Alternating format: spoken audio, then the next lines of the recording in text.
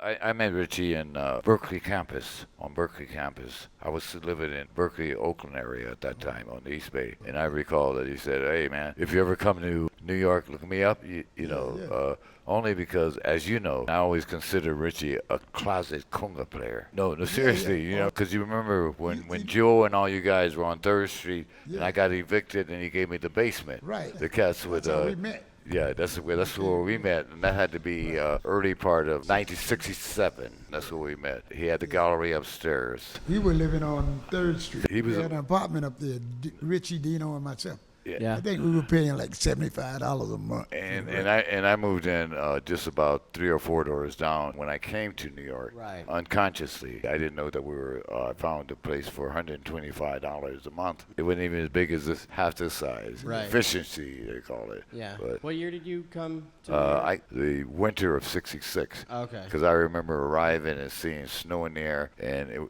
to me it was like images of what I saw of Pennsylvania, coal miner town. Right. I could see the little dots in the air, and when I blow my nose, it was always soot, and stuff like that. It was interesting. I came in, I was at the Alton Hotel on 14th Street and 6th Avenue maybe, and then I found a week later an apartment on 3rd Street. Right. And that's where we were. That's where we 3rd were. Street was a real hub at that time because just a few doors down was the major jazz club, Slugs. Yes. And, but also in the surrounding area, there was so much talent of the artists, and there was so much integration of poets, painters.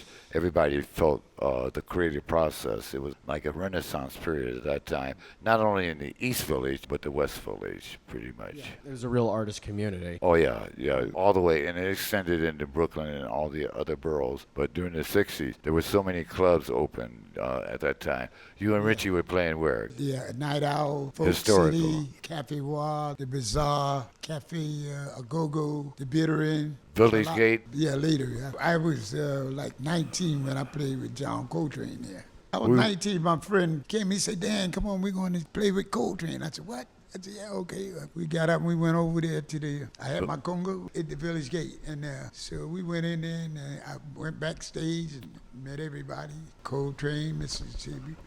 Said, all right, we play. He said, yeah, you can come play with me. And he was the first time I saw a man that was so serene, like peaceful within himself. And I met Jimmy Garrison was on bass. McCoy Tyler was on piano. Yeah. Elvin Jones was on drums. And Rashid Ali.